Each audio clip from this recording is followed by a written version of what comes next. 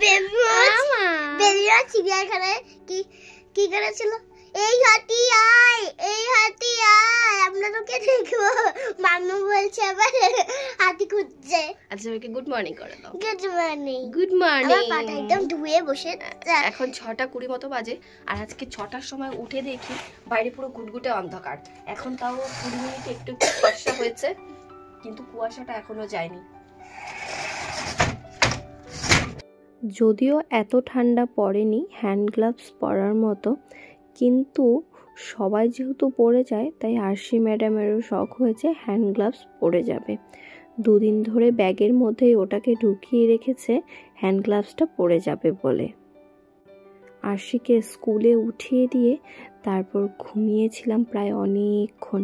9টা সাড়ে 9টার দিকে আরশির বাবা ফোন করেছে, কথা বলে তারপর রান্না বাড়ার তোড়জোড় করছিলাম। সকালের ব্রেকফাস্টটা আজকে ছাতু দিয়েই হয়েছে, তবে 2 দিন ধরে আরশি যেহেতু স্কুলে যাচ্ছে আমি সকালবেলায় ওষুধটা খেয়ে নিচ্ছি।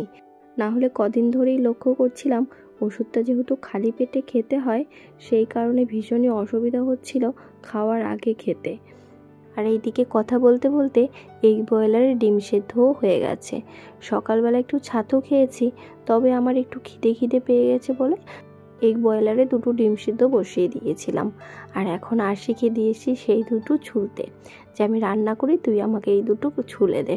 ব্যাস, আরশি কিন্তু ডিম ছুলতে ভীষণ পছন্দ করে, তবে ও ওর নিজের মতো করে, তাই আমি দেখিয়ে দিয়েছিলাম যে নিচ থেকে ধরে উপর দিক থেকে ছোলো, তাহলে ভালো হবে।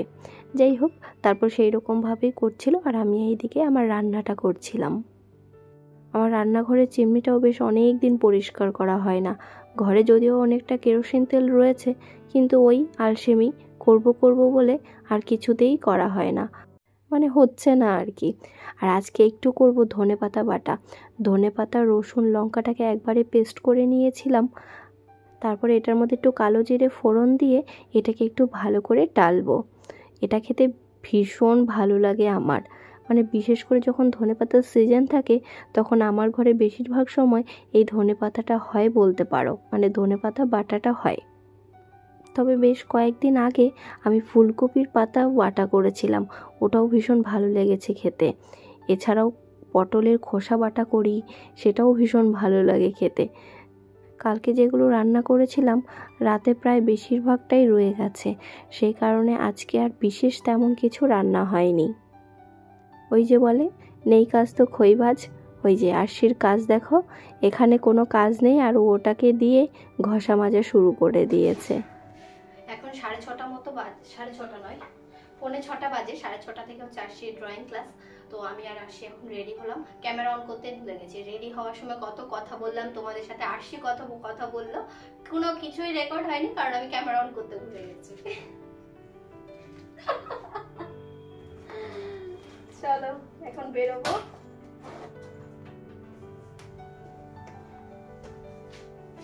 আরশি কি বলছিলেন বলেন? মাই baby and mother is ready. My baby. হ্যাঁ, My baby. baby and mother is ready. ও আচ্ছা, তারপর Mimi, my teeth is broke. My teeth is pen broken. My teeth is broken.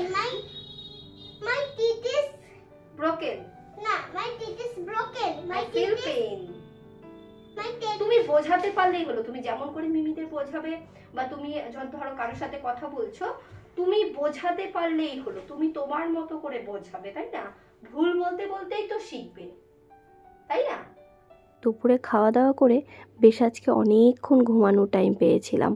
যদিও আমি ঘুমাইনি, আশিকে ঘুম পাড়িয়ে দেন আমি অনেক কাজ আজকে সেরেছি। তার মধ্যে যেই কাজটা ছিল, মার কাছ থেকে বেশিরভাগ সময় যে টিফিন বক্সগুলো নিয়ে যাই, মানে ওই একটু খাবার দেয়, সেগুলো যখন নিয়ে যাই প্রায় অনেকগুলো টিফিন বক্স জমেছিল আমার কাছে। সেই টিফিন বক্সগুলোকে আজকে একটা ব্যাগের মধ্যে করে সবগুলোকে গুছিয়ে নিয়ে এসেছি এই বাড়িতে। দুপুরেই মা ফোন করেছিল যাওয়ার জন্য, কিন্তু ওই আরশির যেহেতু ড্রয়িং ছিল সেই কারণে ওকে ড্রয়িংয়ে দিয়ে তারপর আমি গিয়েছিলাম হচ্ছে পিঠে খেতে। মা একটু পিঠে করেছিল দুপুরবেলা, আমাকে তখনই ফোন করেছিল যাওয়ার জন্য, কিন্তু সেই সময় আর যাওয়া হয়নি। ওই এখন ঘড়িতে 7টা মতো বাজে। এই পিঠেগুলো নিয়ে আমি আবার বাড়ির উদ্দেশ্যে রওনা দেব, কারণ আমি গিয়ে আবার আরশিকে আনতে যাব। দেখো মায়ের কাণ্ড, ওটার মধ্যে একটু নুন আবার একটু শুকনো লঙ্কা দিয়ে দিয়েছে যাতে আমাকে ভূতে টুতে না ধরে। এরকম করে দিলে নাকি কোনো হাওয়া বাতাস লাগে না। যদিও আমি ভূত প্রেত তেমন একটা বিশ্বাস করি না, তবে জানো তো, মানুষকেই আমি সবচেয়ে বেশি ভয় পাই। মানে ওই ধরো আগে যখন একা একা থাকতাম তখন মনে হতো এই বুঝি জানলা দিয়ে হাত বাড়াবে, এই বুঝি খাটের নিচ থেকে পাটা টেনে ধরবে, এইরকম ধরনের ভয় লাগতো। তবে একা থাকতে থাকতে এখন সেই ভয়টা আর পাই না। মা তো মাই হয় না, মায়ের মতো কেউ হয় না, এই জন্যই বলে মায়ের মতো কেউ হতেও পারে না। ফেরার পথে আমি আগরপাড়ার এই সোনার দোকানটা থেকে ঘুরে এসেছি। যদিও সপ্তাহখানেক আগে একজোড়া শাখা বানাতে দিয়ে গিয়েছিলাম, তবে জানো তো, এখন আমার হাতে যেই শাখাটা দেখতে পাচ্ছ সেই শাখাটার ডিজাইনটা এতটাই সুন্দর। পাতের শাখা, কিন্তু ডিজাইনটা ভীষণ সুন্দর দেখতে। সামনে একটা মগর মাছের মাথার মতো ডিজাইন রয়েছে, কিছুটা ছাড়া, তার মধ্যে আবার পাতটা বসানো, ভীষণ সুন্দর। আমি অনলাইন দেখে বানাতে দিয়ে এসেছিলাম কাকুকে এই ডিজাইনটা, কিন্তু গিয়ে দেখি এত বড় বানিয়েছে যেটা আমার হাতে ঢলঢল করছে। তারপর কাকু বলেছে আবার সেটাকে মানে ছোট করে বানিয়ে দেবে। আমি অন্য আরেক জোড়া শাখা বানাতে দিয়ে এসেছি, তবে এই শাখা জোড়ার দাম জানো তো 2200 টাকা বলেছে। শুধু শাখাটার দাম 2200 টাকা, তারপরে তো সোনা আলাদা আছেই। তো সেই কারণে আমি বলেছি এই শাখাটা এখন আর বানাবো না। আর পাতের শাখা বিশেষ একটা আমার পছন্দও হয় না, তো সেই কারণে ভাবলাম যে একটা অন্য শাখা বানাবো, মানে বানাতে দিয়ে এসছি, যখন দেবে তখন তোমাদের সাথে শেয়ার করব। তবে এই মগর মাছের ডিজাইনটাও আমার ভীষণ ভালো লেগেছে। এখন যেটা বানাতে দিয়েছি সেই ডিজাইনটাও ভীষণ সুন্দর, যদিও সেটা অনলাইন থেকে দেওয়া ডিজাইন, কিন্তু যখন আসবে তখন তোমাদের সাথে শেয়ার করব। আর এই চূড়গুলো দেখে আমার এত পছন্দ হয়েছে। চূড়গুলো প্রায় 22 গ্রাম মতো ছিল, যদিও মানে অনেকটাই ওয়েট ছিল, কিন্তু দেখতে ভীষণ ভীষণ সুন্দর ছিল। তোমরা অনেকেই দেখে আমাকে কমেন্টে জানাও, দিদিভাই তোমার গোল্ড কালেকশান দেখাও। গোল্ড কালেকশন বলতে যা আমি সবসময় বাড়িতে পরি সেগুলোই বাড়িতে রয়েছে, মানে যেগুলো সবসময় টুকটাক পরা হয়, 2-1 জোড়া কানের আর ওই 2-1টা চেন আর কি বাড়িতে রয়েছে, বাকি সব লকারে রাখা। ওই আনতে যাওয়ার ভয়ে হয়তো বা অনেক সময় পরাও হয় না সেই জিনিসগুলো। ওই লকার থেকে নিয়ে আসো, আবার পরে আবার সেই জমা রেখে আসো, এই ভয়ে মানে আনবো আবার সেই দিতে যাব, ওই ভয়ে আর যাওয়াই হয় না। তো সেই কারণে একসাথে হয়তো বা সব কিছু আনাও হয় না। যখন আনবো তখন তোমাদের সাথে অবশ্যই শেয়ার করব। আর আমি যেতে যেতে মামনি আরশিকে ড্রয়িং ক্লাস থেকে নিয়েও এসেছে। ঘড়িতে এখন প্রায় 8টা মতো বাজে। চলো তাড়াতাড়ি বাড়ির উদ্দেশ্যে যাই এবার।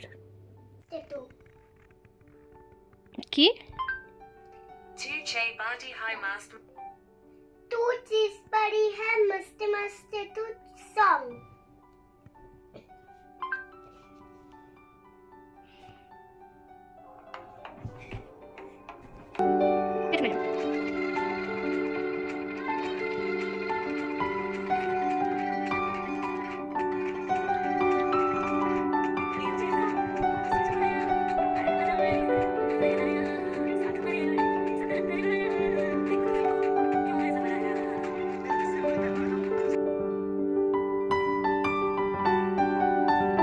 এত নাচতে ভালোবাসে, এত নাচতে ভালোবাসে, উরে বাবারে, ওর নাচ দেখে সারাদিন মনে হয় আমি পাগল হয়ে যাই।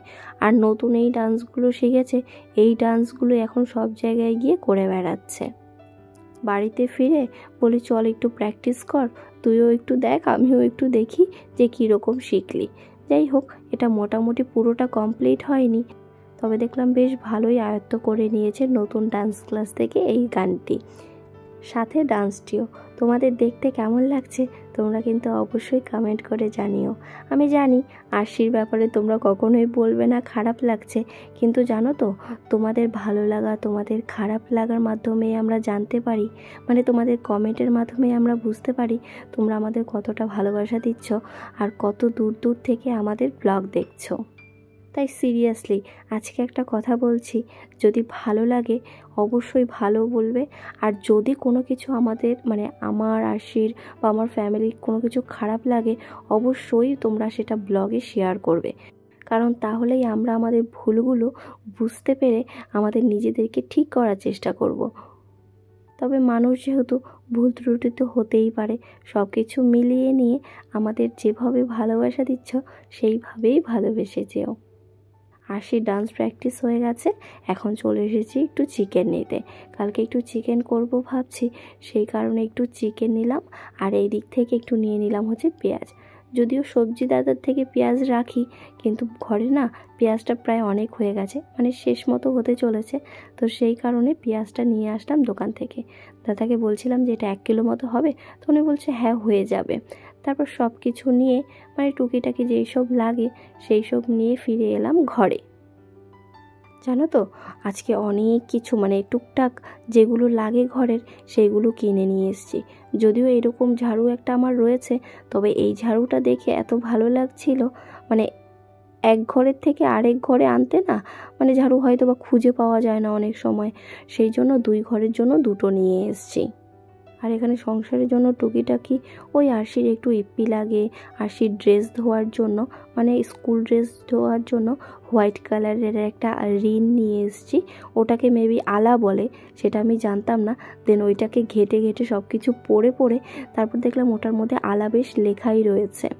তারপর এটা নিয়ে এসেছি হচ্ছে বেসিন ধোয়ার জন্য। প্রায় অনেকটাই রাত হয়ে গেছে, চলো তোমাদের সাথে গল্প করতে করতে প্রায় রাত তখন 9:30 পৌনে 10টা মতো বেজে চলেছে। কালকে যেহেতু আবার অনেক কাজ রয়েছে, সেই কারণে এগুলোকে চলো ঝটাপট করে গুছিয়ে নিই, তোমরাও আমার সাথে থাকো। আর কে কোথা থেকে ব্লগ দেখছো সেটা একদম কিন্তু কমেন্ট করে জানাতে ভুলবে না। রাত তখন প্রায় 11টা মতো বাজে, আর আমি এখানে সব ব্যাগপত্র সব কিছু গুছিয়ে নিচ্ছি। কালকের ব্লগটা তোমরা অবশ্যই দেখো, একদমই মিস করো না কিন্তু। ফাটাফাটি একটা ব্লগ ওয়েট করছে তোমাদের জন্য। এখানে সব কিছু ব্যাগ ট্যাগ গুছিয়ে নিয়েছি, আজকে জাস্ট একদম ফ্রেশ একটা ঘুম দেব। কিন্তু গোছাতে গোছাতে এতই রাত হয়ে যায়, তখন মাঝে মাঝে মনে হয় যে অগোছালোই থাক। দেখো আমার সোফার মধ্যে কতগুলো জিনিস পড়ে রয়েছে, কিন্তু ওই গোছাবো করে রোজই যেহেতু গোছাতে হয়, সেই কারণে মাঝে মাঝে আর ভালো লাগে না, মানে ক্লান্ত হয়ে যায় আর কি। তাও তো এখন বলতে পারো যে ঘর অনেকটাই গোছানো থাকে, কিন্তু আরশির বাবা আসলে উরে বাবা, একদিকে গামছা তো আরেক দিকে জুতো, আরেক দিকে প্যান্ট, এইরকম থাকে আর কি। কিন্তু ওই আরশির বাবা আসলে সারাদিনই প্রায় আমার ঘরের পেছনে লেগে থাকতে হয়। জানো তো আরশিও ঠিক ততটা অগোছালো করে না যতটা আরশির বাবা করে, সেই কারণে আমি মাঝে মাঝে বলি তুমি তো আরশির থেকেও ছোট। চলো কথা বলতে বলতে ঘড়িতে প্রায় 11:15 মতো বাজে। আজকে তাড়াতাড়ি না ঘুমালে কালকে আর সকাল সকাল তাড়াতাড়ি উঠতে পারবো না। কালকের ব্লগটা কিন্তু একদমই মিস করবে না। তাহলে চলো আজকে এই ব্লগটাকে এখানেই এন্ড করছি। যদি ব্লগটি কোথাও ভালো লেগে থাকে অবশ্যই লাইক শেয়ার অ্যান্ড সাবস্ক্রাইব করো, আর কেমন লাগলো ব্লগটি একদমই কমেন্ট করে জানাতে ভুলবে না। আর কে কোথা থেকে ব্লগ দেখছো সেটাও কমেন্ট করে জানাতে ভুলবে না। তাহলে নেক্সট ব্লগ আসা অবধি সবাই ভালো থেকো, সুস্থ থেকো, আর আমাদের যেভাবে তোমরা ভালোবাসা দিচ্ছ একদম সেইভাবে ভালোবাসা দিয়ে আমাদের ফ্যামিলিটাকে আরও অনেক দূর এগিয়ে নিয়ে যেও। Tata, bye bye.